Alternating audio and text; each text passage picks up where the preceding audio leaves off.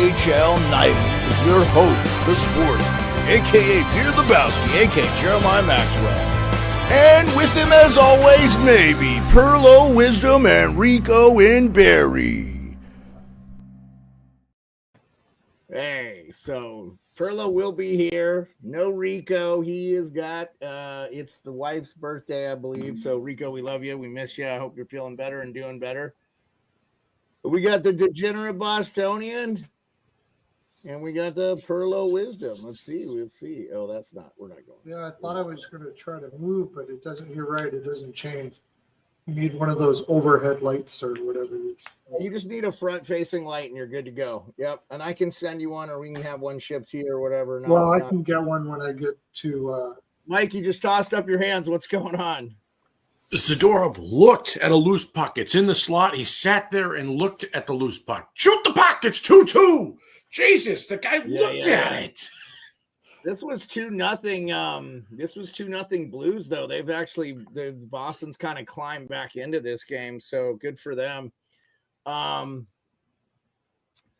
real quick, I am not doing the scores, so we'll just go. But we got some news to talk about, which I'll just throw up. But real quick, we'll just we'll go through the games real quick before we talk about the Lars Eller trade back to the Capitals from the so early games. I watched as much as I could of the Jets Rangers. Every time the Columbus just scored, by the way, on Seattle. So that score will change. I'm worried about the Rangers, boys. I think they're Fugazi. Advanced analytics to say that they are too. I'm starting to be concerned. And they're gripping the stick. Like Zibanejad fanned on a shot he should have scored on, like wide open net. Devils played a really good game against the Panthers. I got to see none of that game. And then I saw a little bit of Senators Leafs, but by the time I tuned in, it was already 3-0. So that was by the way, Sean Corrali scored that goal. The other games that are on, the Oilers were up 1-0. So it looks like Kyle Palmieri's got back in. And then we've got Bruins Blues all tied up, which I've got that game live. And we've got Flames Canucks. I've got that game live as well. So 3 games live here. And then the big news of the day, we were going to talk about the Hall of Fame and Boston and some of that stuff. But the big news of the day was Frank Saravelli reported that the Capitals reacquire Lars Eller to Pittsburgh, receives a 2027 third-round pick and a 2025 fifth-round pick from Chicago. So nothing major. I think 100% as the guy who follows that team that this is going to allow the Capitals to send Hendrix Lapierre back down to Hershey. I think that he is not ready to be a third-line NHL center. And he doesn't have any points, I don't think. Don't quote me if I'm wrong. I think and he hasn't played particularly bad. I just think I don't know. It's just it feels like potentially he's just not ready, and that's okay. He was a guy. Ooh, that was okay. That was interesting. Why are we not getting live comments? Oh no, here we go. We got lots of people. Okay, all right. We got a lot of people on X. I've been real quick too before I go any further. I kind of pubbed this. I'm wearing the Oilers Nation hat for the Oilers Nation guys. Here, let me and I'll drop in the thing in the link here. This is a Jasper Bears hockey shirt. I'll wear it for you there, Jasper Bears. Their arena burned down with the bad fires that they had this year in Jasper, which is south of where Pearlo's used to be from in Edmonton. And so let me get this up, guys. And you can go to their link. But I'm gonna drop it in the chat for you. And then I'll make sure it's in the description too. But anyway, you can buy a shirt or a sweater, and that money all goes to help their Jasper Minor hockey fundraiser. So today we had some kids out skating on the lake, and I gave them my hockey net so they could play. And it's dark early, but I'll get some video of that earlier tomorrow, maybe. So just wanted to say that I asked your rim truck permission, but I had gotten this in, and I just think it's a good cause, man. So like, for sure, give those guys a shout. So, not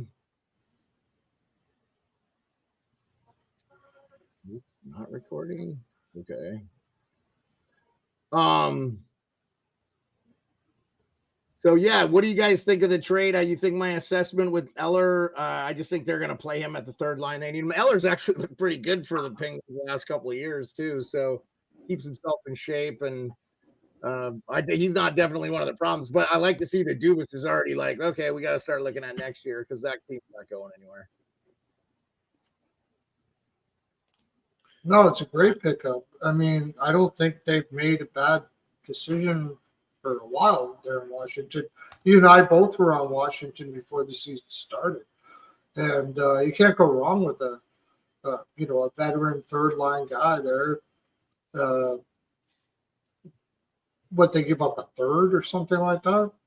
I thought it was a good pickup for sure. Yeah, they got a third from 2027, which is like way in advance. Yeah, and then they get a fifth for next year. That's going to be Chicago's. So it just kind of shows where Pittsburgh's at right now when you start making those kind of trades. Just want to let the people on X know that you can type in the chat and we will see it. We're also on Twitch, YouTube, and I'll tell you too, guys. I think X is the future. We get way more numbers on that platform, so I will always keep that, regardless of what your thoughts are. It seems like it's going very well there. Boston scored, I'm assuming, because Mike gave the thrust. Columbus also scored. They're up 2-0. And then I don't know what I didn't see this. I didn't see if we've had any changes in these other ones. Islanders, unfortunately, have scored. So, okay, so all right, we've talked about the trade. The next thing I wanted to talk about, and today was Chicklets Day. So Chicklets released their podcast. Mikey Grinelli got on there and talked about your whatever. He went to your alma mater, your high school. Go ahead, Mike. Burlington High. Let's go Devils. Jay Pandolfo. Burlington High. Yep. But a little quiet for me. I'm going to turn you up. So he reported that if Monty goes, he thinks the replacement will be not Joel Quenneville, because because when they brought in that one kid that was not very popular pickup, that Bergeron and the crew said, we're not going to have this guy here. I can't think of the kid's name. Yeah, I know you're talking about something. I don't want to I don't care. It's not pertinent to the story. But he doesn't think that they would survive kind of the controversy of bringing in Quenneville, even though I don't think there's any controversy in Quenneville. If you read the investigations, Joel Quenneville did his part for the Chicago Blackhawks. He's more than paid the price. The guy's a 3-time Stanley Cup winning coach. I met the man in person years ago when he coached the Blues. He's a class act of a human being.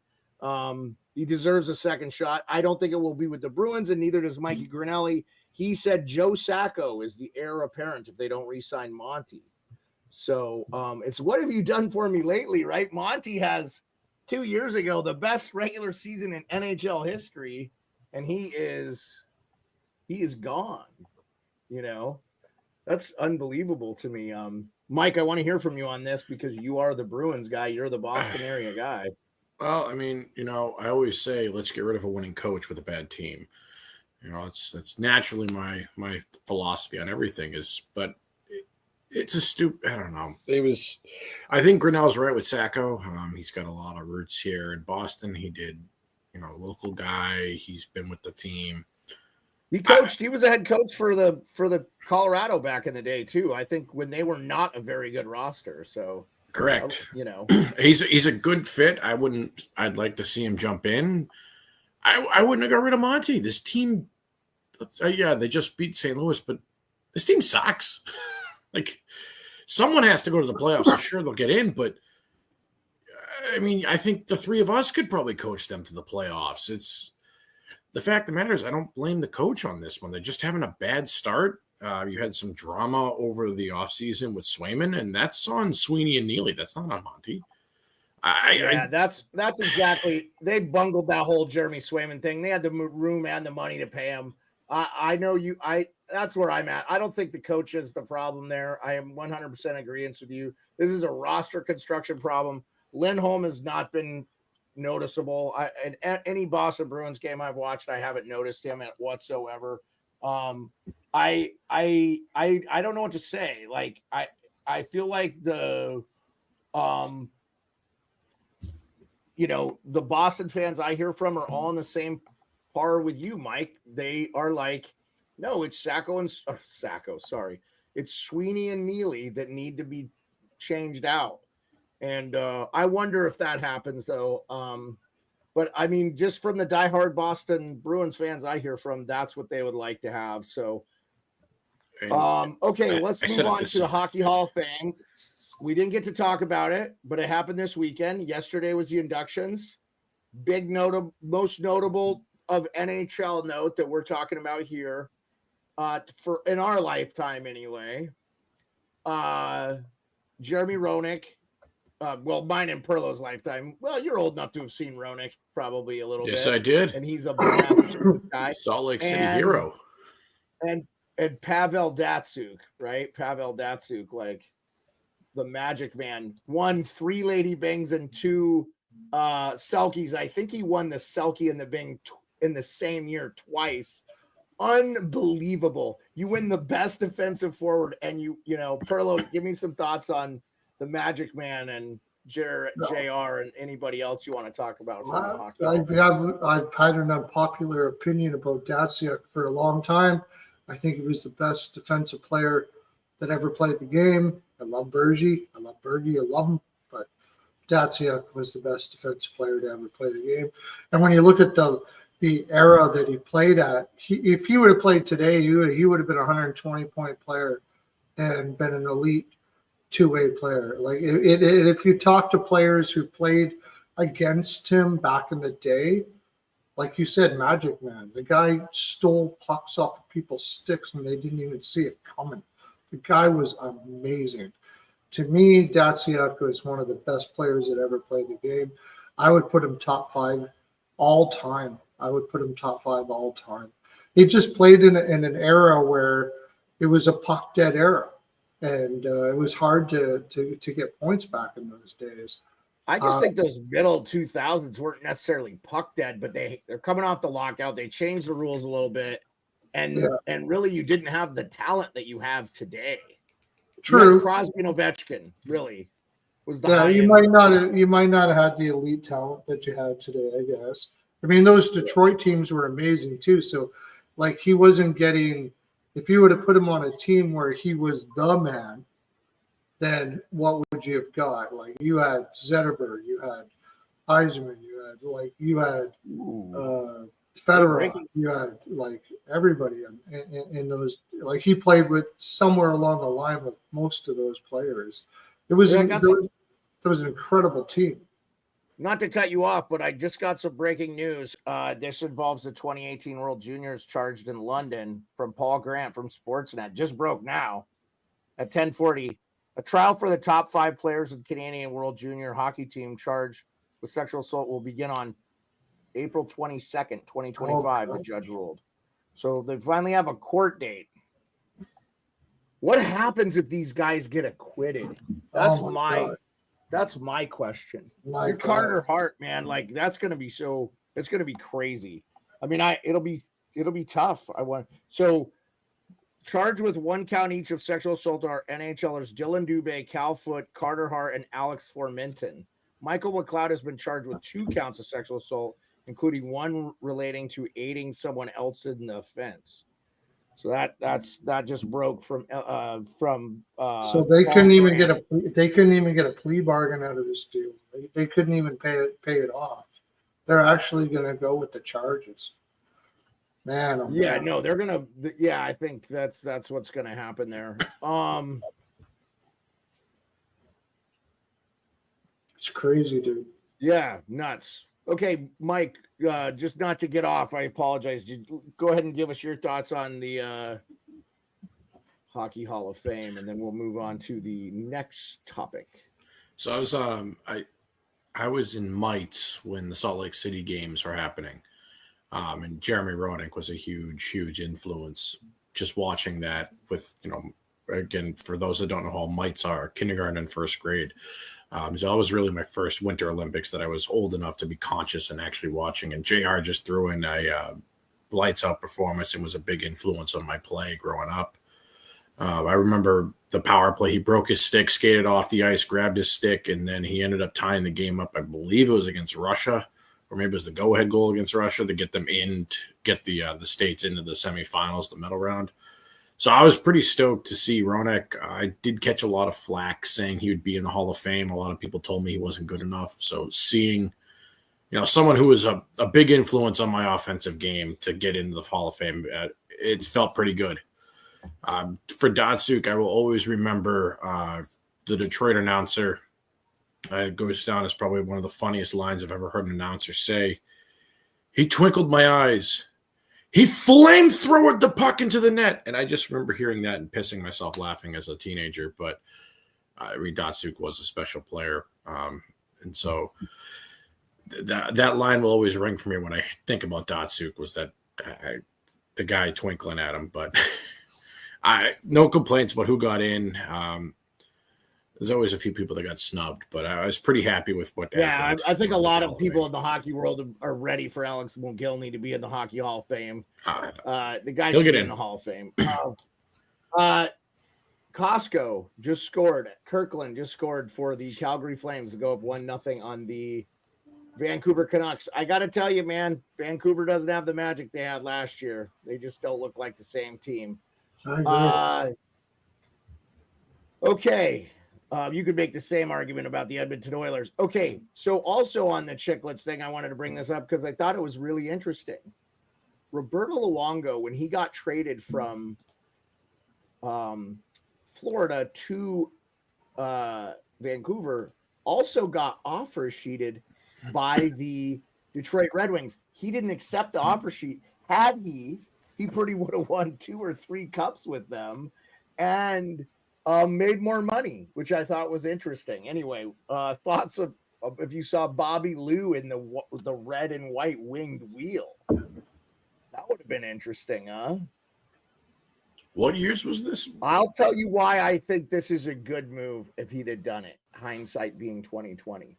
Luongo himself has admitted he wasn't ready for the media in Canada going from Long Island when he played for the Islanders to Florida, who has virtually no media coverage, especially back when he played, to now being in Vancouver, which, I mean, I think is like the 3rd hardest market to play in Canada. I mean, you've got Montreal and Toronto. I think they're 1A, 1B, and then I put Vancouver right there because they haven't won. And you could say Edmonton's tough, but like Edmonton's won. They've won 5 cups. And they, I know their media is tough, but it's not been that terrible. And they were dog shit for a decade. So like they can't be that hard. So anyway, just wanted to get your guys' thoughts on that. And then I wanted to talk about this suspension in the OHL. I was actually going to wear my London Knights jersey, but then it was like, nah, let's promote the Jasper Bears. Much better. What years could he have been in Detroit? Was he saying like the last 5 years of his career? Or is it?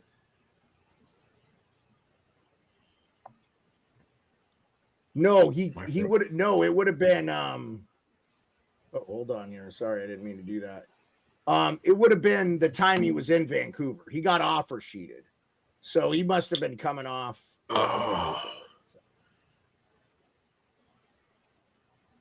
He brought Vancouver to a cup and wow. Yeah, so it would have been interesting. I actually think he made the right move. Just simply being, I didn't like the way he played, and it's just going off of the 2011 Stanley Cup. He had 3 flawless games in Vancouver, 3 bad games in Boston. Detroit is not a very friendly city when it comes to their hockey team. So I actually think he made the right move. I understand you're saying Vancouver's a tough market, and I'll take your word for it. I don't know much about their media. But I think as a fan, I know in Boston, when you suck, we boo and we throw stuff at you and we let you know that you suck. New York does it, Philly does it, Detroit does it as well. I don't know that in Vancouver. But knowing how he played in the Stanley Cup Finals on the road, I think he made the right decision going to Vancouver instead of Detroit. Yeah, I disagree. I think Detroit would have been a much easier one for him. No, he should have went to Detroit. Yeah, I mean, and you would have played with Nick Lidstrom and Kronwall and Datsuk, and I mean, nothing against the Sendin twins who are unbelievable, but no, I don't understand. They ended up getting Hasek after that, didn't they? Or was that? Yeah, Hasek is who they ended up getting during that time. I think they ended up getting Hasek. Didn't Osgood come out of retirement at one point for them? Who? Chris Osgood, didn't he come out of retirement for a long time? Osgood was actually on the team with Hasek. Yeah, I thought Osgood came out of retirement at one point. But I think they would rather had. He didn't come out of retirement; he was still playing. He was always still went playing. to St. Louis for a while. But imagine if they would have got Luongo. They probably still would have won the same amount of cups with Luongo. I don't know why he wouldn't have went to Detroit. I don't know. So he didn't even accept the offer sheet, so it didn't matter. But that was interesting to know. Okay, all right. I want to get into this next topic. I don't know what happened to my layouts here. I got to talk to these guys at StreamYard. This is absolutely garbage. Fucking terrible layout. And you can't zoom in. It's fucking awful. What the fuck? Okay, anyway. Landon Sims suspended 5 games for the London Knights for calling an opponent a Mennonite. What are we doing here? It's not even it's like a religious sect. It's not a derogatory term. Like, what are we doing? Like, he got suspended 5 games for calling 5 games for calling another player a Mennonite. What are we doing, OH? No, I think the more interesting thing is, why would you call someone a Mennonite? Oh, can we give him credit for knowing what it is? I agree with that too, Pearlo, but I'm like, what are we doing? What are we doing? I don't know why you would would you call somebody a Mennonite? Were they a Mennonite? I don't know. And I don't even know. But what is it that you're saying when you say you're a Mennonite? I don't understand. So, Pearlo, I Googled it because I've never heard of this word. And it says, I know the word and I know the religion. Yeah, it says affirmations of faith. Like, I feel like that guy complimented him. Like, I don't know. Kudos to this guy for knowing what it is. Like, what? Mennonites are peace lovers. They like peace. We had them in Montana. They're basically like Amish. They just don't use technology. They live on the land, Yeah, but that's not all about it. In Canada, that's not the case. But they're pacifists. They don't. So how is this suspendable? They don't believe in violence. I don't know, man. That's the main thing about Mennonites is they don't believe in violence. This is ludicrous. But why would you call somebody that? But anyways, even if you did, why would you get 5 games for that? That's weird. That is very weird. I don't know. I'd like to know the underlying story behind that. Anyway, I wanted to hear you guys' thoughts. I thought Sounds it was like absolutely nuts. Okay, and the final piece of news, I had a lot today. Sometimes we have nothing. Is that Ken Holland is going to be a consultant for Hockey Ops. Yeah, cool. I don't hate it. I know that people in Edmonton probably aren't the biggest fan of him, but No, you're wrong. Most people in Edmonton are huge fans of Ken Holland. They think it was a stupid move getting rid of him. I was in Edmonton, and his son leaving too was like they were very disappointed. And most fans in Edmonton don't believe in the construct of that team after he left. And they're sort of struggling now. They might be okay, but most fans in Edmonton were big Holland fans, and they don't understand why they brought in Jackson and did what they did, unless Holland wanted to leave, which maybe he did. But Holland's a great hockey mind. He built some great teams. He did some great things. So I think it's a good hire. Avi, Pasta game winner. I didn't see the game, but glad I came back though. Speaking of games you did see, Mike, I know you were playing rugby this weekend, but did you get to watch? Did we lose Mike? I think he froze on us. Mike, are you with us? I can hear you guys. Oh, I can hear you, Mike, but you froze. All right, that works. I still got audio. I did not watch a ton of hockey. I can confirm no broken bones and no concussions, and I know I survived. Nice. I did watch all of the BC Maine game. What a game. And I need you to do some groundwork for me there, Mike. I need to find out through the source of a source if Ryan Leonard's going to sign with the Capitals here in the spring, because I am going to get me a Ryan Leonard Washington Capitals reverse retro jersey number 9, because that guy is unbelievable. Let's hopefully we get Mike back here. So, Avi. You guys are the college guys, okay? Now I'm a Purdue guy now. Do I have any hope for a hockey team with Purdue? No hope whatsoever, right? I unless Indiana gets an NHL team, I don't know. Yeah, because they have a hockey team, but they're not going nowhere. It's a club team, I think, isn't it? We'll have to get Mike back here. I'll have to go check it out. Yeah, Purdue is like right. Purdue, the university is right beside where I'm going to live. I tell you what, Purdue used to have when I was growing up, Pearlo. They used to have one. Indiana is very known for their basketball, for their college basketball, and the Hoosiers. Yeah, but the Purdue Boilermakers, they had Glenn Robinson. They were good, man. They've had some good players come through. Avi, he's the real deal. Ryan Leonard, beast of a shot, physical, all of it. Yeah. Oh yeah. I mean, dude, I'm so excited for this kid. Washington's got a freaking good one there in Leonard, man. That was a great pickup. Yep. I mean, I know that Mishkov got drafted right before him. I mean, I wouldn't be sad to have Mishkov. He'd be playing with the Caps right now, obviously. But Ryan Leonard's almost 20. Love to have that kid on our team. I think he's physically ready to play in the NHL now. And his game like this, I'm glad he went back to college. I wasn't disappointed that he went back to college, but I would love to get him as an injection into the lineup for the playoffs. If the Capitals make the playoffs, that's the thing there anyway. Who do you see in the NHL today that reminds you of what Leonard brings? I don't have a comp for it, Pearlo. I want to talk to somebody that knows it better. So from what I've seen of him, I would go. Let me think about it a bit. But I mean, big guys like that can score and do what he does are hard to find, dude. Like, they really got a. He's not super big. I think he's only like 6', 180. Yeah, but he plays way bigger than his size. Yeah, I mean, he's a physical player. I was gonna say kind of like a Darcy Tucker, but with a lot more skill. Oh, we got Mike back. Sorry. Darcy Tucker. Mike is back.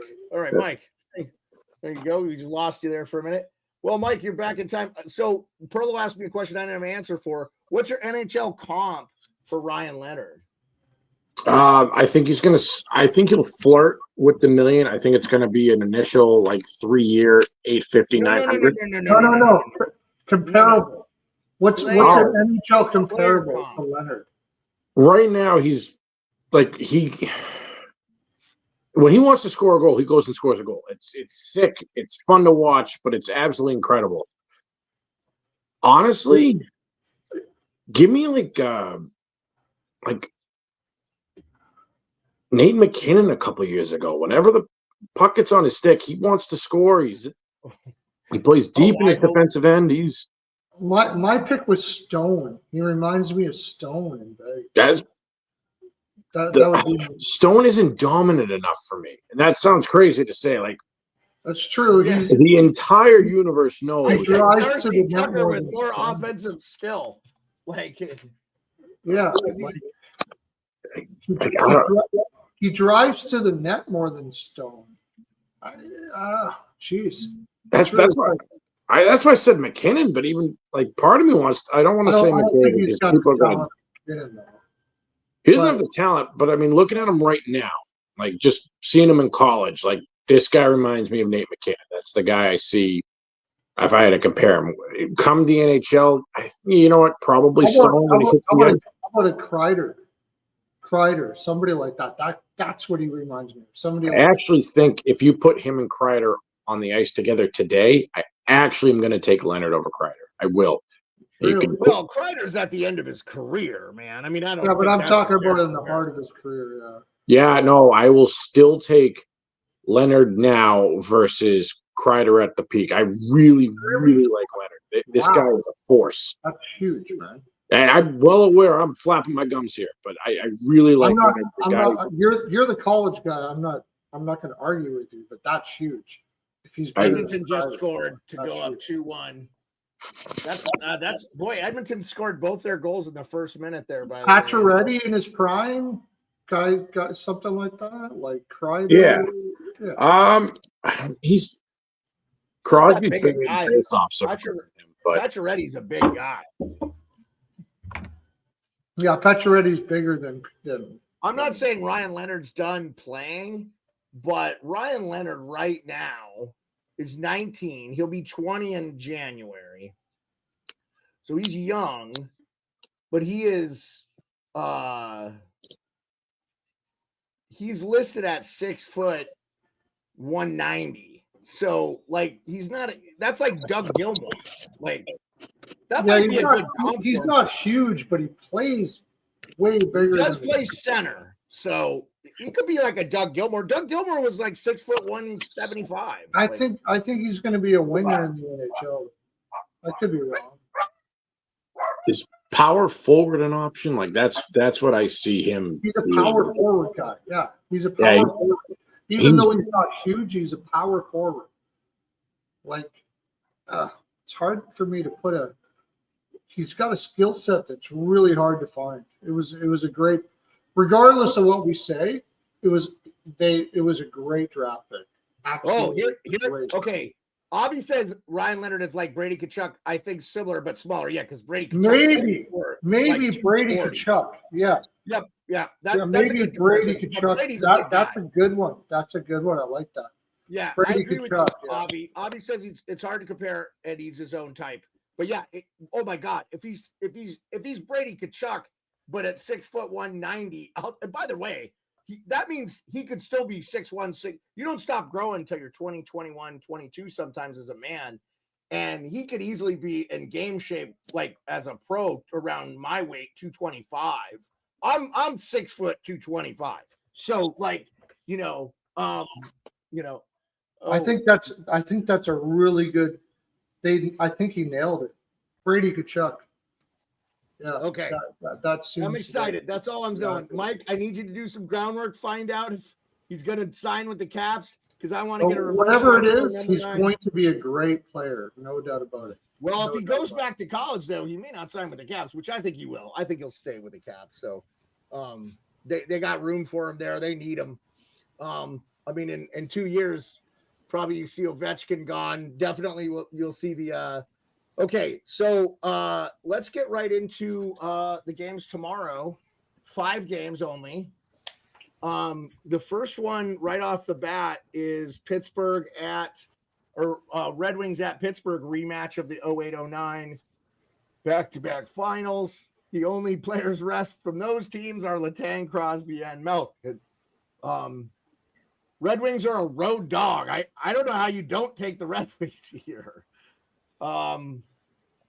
Pittsburgh is not good. No, they're bad. They're bad, all right. But Detroit's not good either. I mean, Detroit has a better record. Yeah. So the over-under is 6.5. Detroit is plus 120. I am going to take Detroit because they have Talbot going in net with a 2.39 GAA. That's confirmed already per the Score app. Yeah, he's played well. Talbot's played very well this year. So give me Talbot plus money. Pearlo, I'm going to let you go. I'm going to step away for just a second. Give us your thoughts on Detroit. He's going to step away. See, I've been kind of out of the loop because I've been moving to Indiana here. So I'm going to kind of give me a little bit of time here to look at some stuff. Man, I don't like this Detroit team. I don't like this Pittsburgh team. I don't like either one of them. Pittsburgh has been horrible defensively. Detroit hasn't been all that much better. Who's Pittsburgh going to put in net so far? We don't know. I can't. Nedeljkovic? Yeah, that guy. That's what he's expected.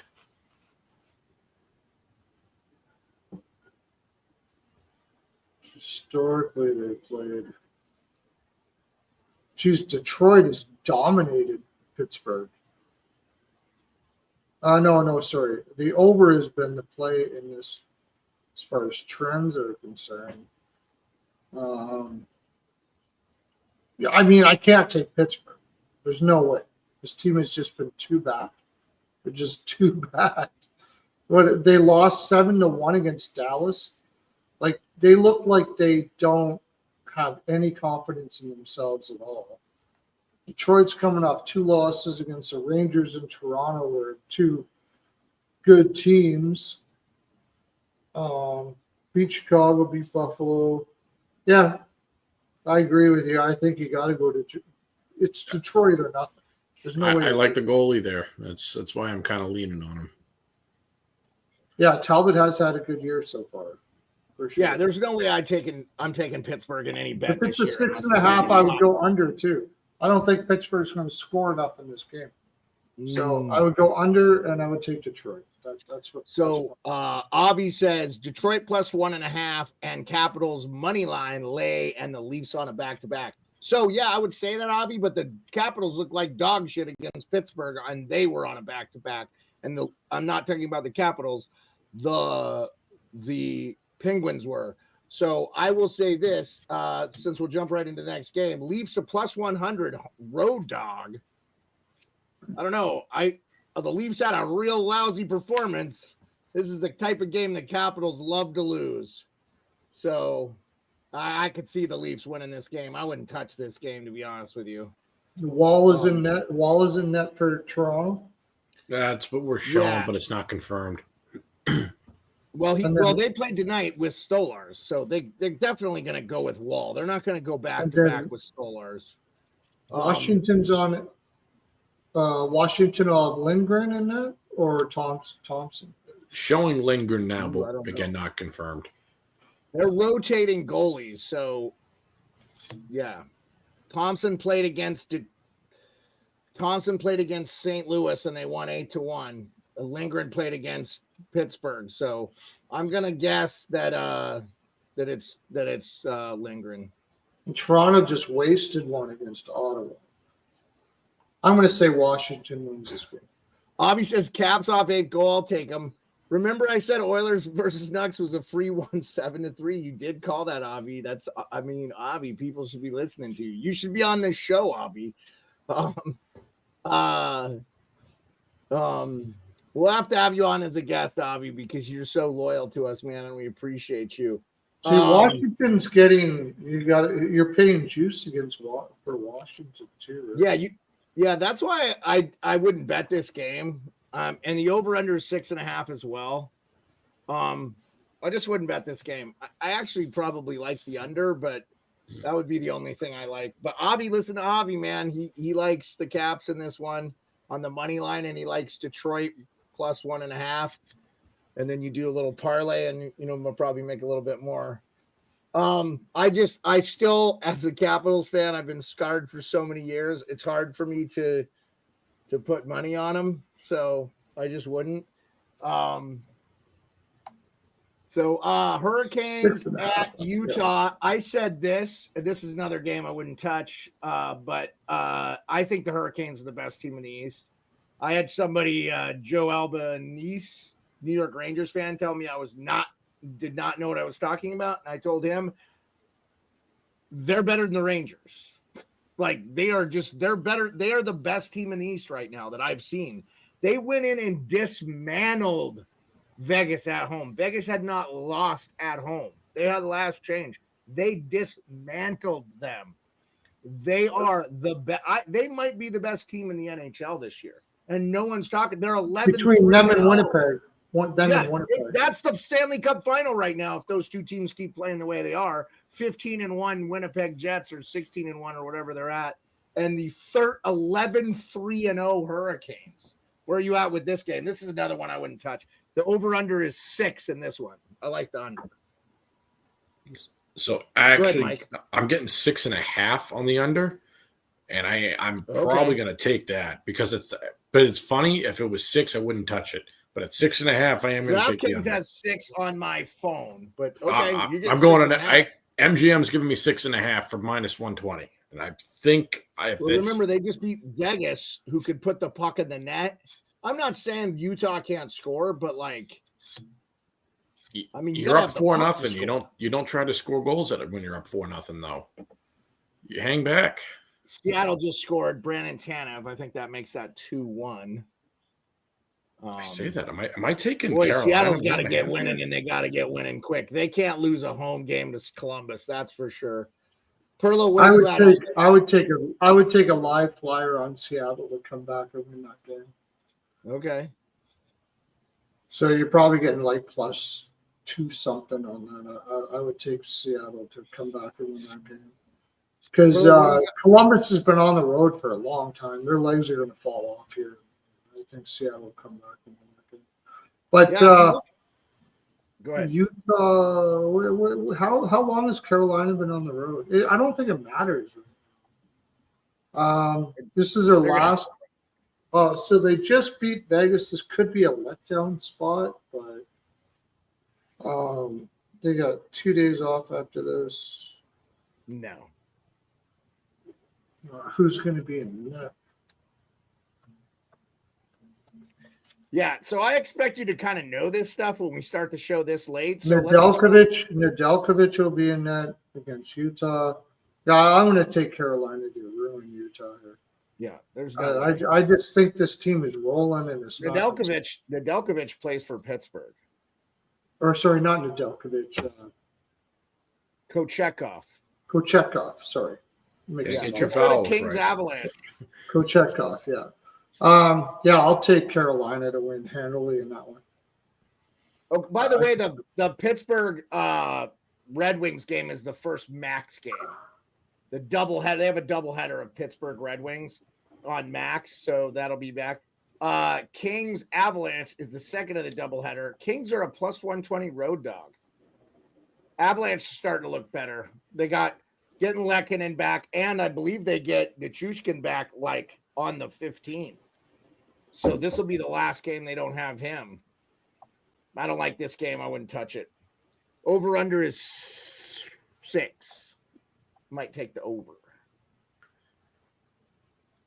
I'm gonna put my feet up on the couch and watch this game and enjoy it. Maybe get some popcorn, and that's going to be my take on this.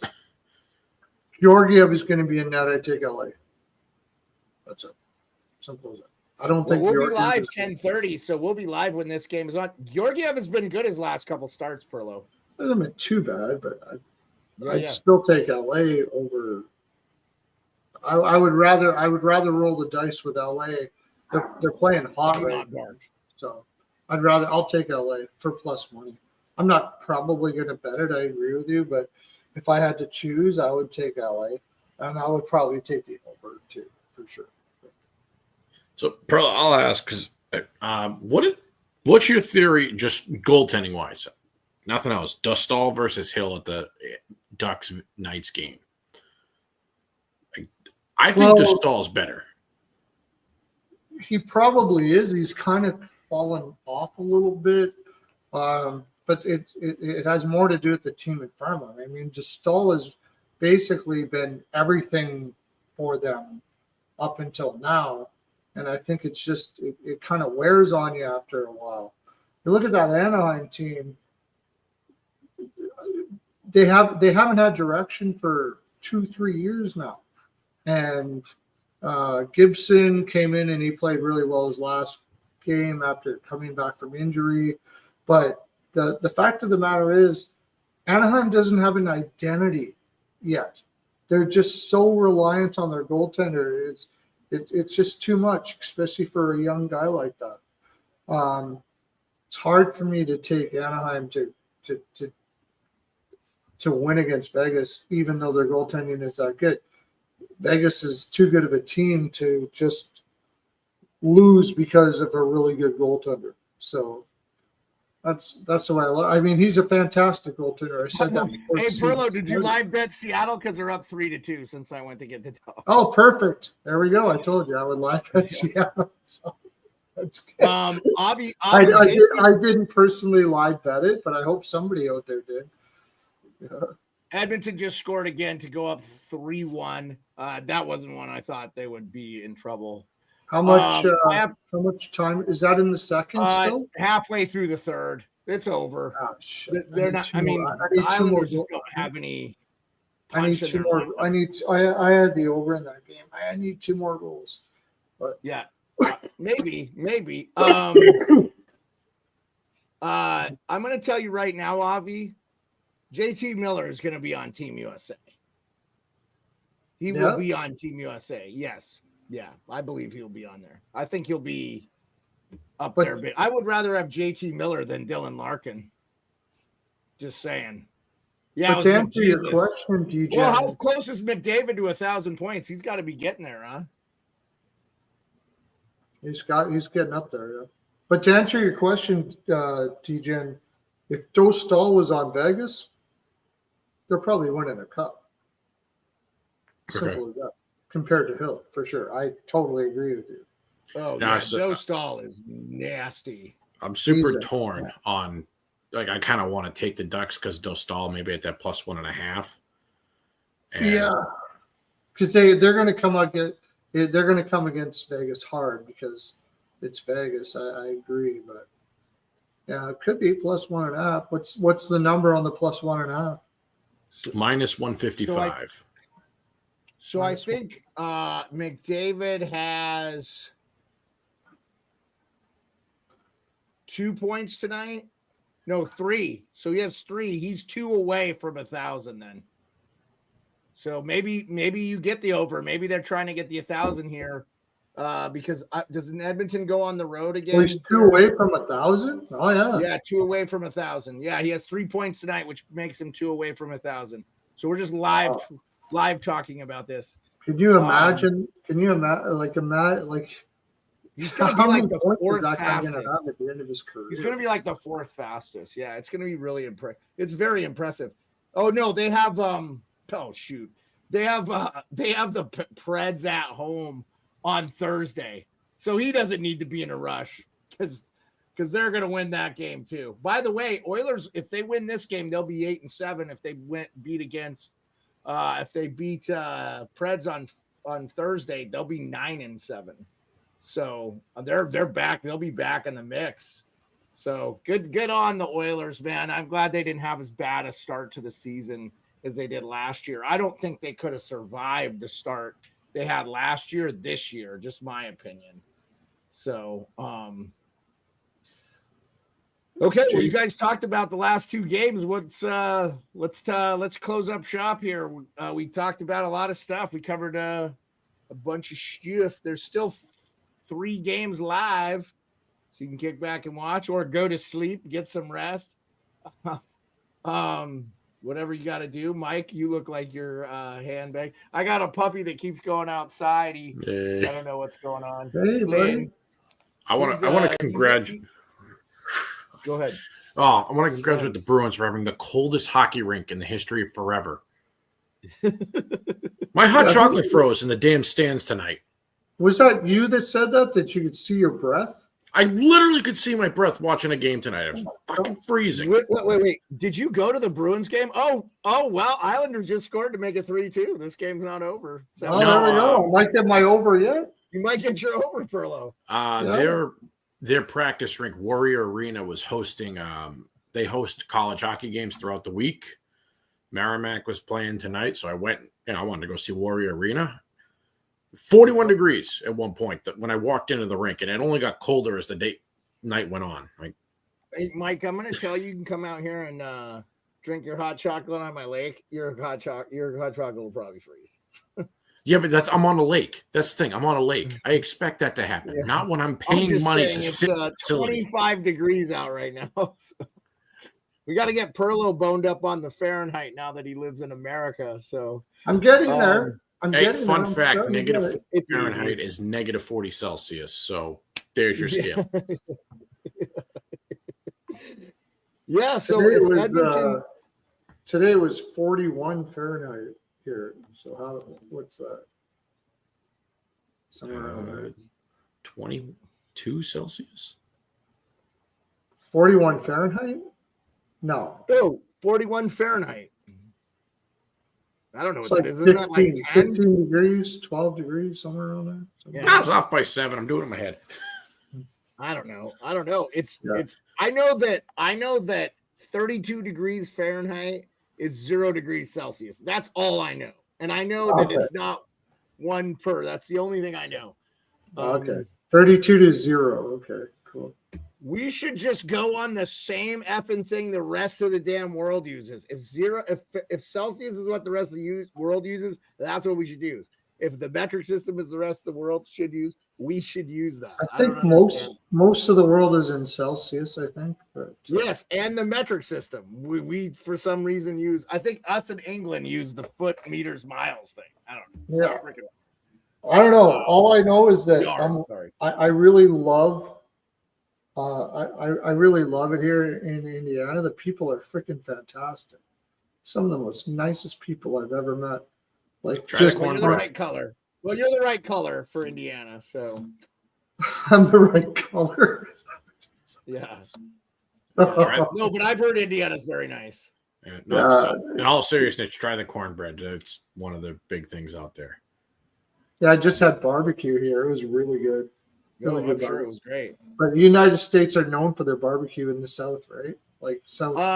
So I would say Missouri, like St. Louis, is some of the best. Mike, we're gonna get to try that out. The baked beef rib. Marriott already sent us stuff. I love a brisket. It's on our hotel reservations restaurant list. So St. Louis is some of the best barbecue so they're known for the baked rib or the beef rib. Texas too. Yeah, to the Texas brisket. Oh my God, Beard, you're making me hungry. I had some Chicago beef show, so you can go get some food. Okay, so anyways, we got to get out of here. We could talk like this all day. Yeah. All right. Hey, everybody. We'll be back tomorrow, 10:30 Eastern. That is the new start time. That's working out great. These late games that push, or these early games, and it gives me a ton of time. Mike, it seems like you could join us more with the 10:30 time. So will you be with us tomorrow? I should be, actually. Well, okay, then I look forward to it. Hopefully we have Rico, and we'll see as we push these times. Maybe we get occupancy too. I don't know. It's only 4:30 in the morning for him, though. It's Switzerland. I told him, dude, what are you doing? You don't have to be on the show. We'll have to have him on some special ones. We'll get some interviews going and stuff again. I got to start reaching out to some people. I want to reach out to Jeff Merrick. Congrats to Jeff Merrick. He's going to have a new show on the Nation Network, which is, you guys know, I love all those shows from Daily Face Off. So Jeff Merrick is going to have The Sheet with Jeff Merrick. So that's going to be awesome. So anyway, Avi, thanks for joining us, everybody, on X, Twitter, Twitch, Instagram. I didn't even check Instagram. I feel so bad. Did we have anybody pop in on Insta? I've been putting out a lot of content, so maybe we did. All right. Have a great night, you guys. We'll see you tomorrow, 10:30 Eastern. Peace. Be there.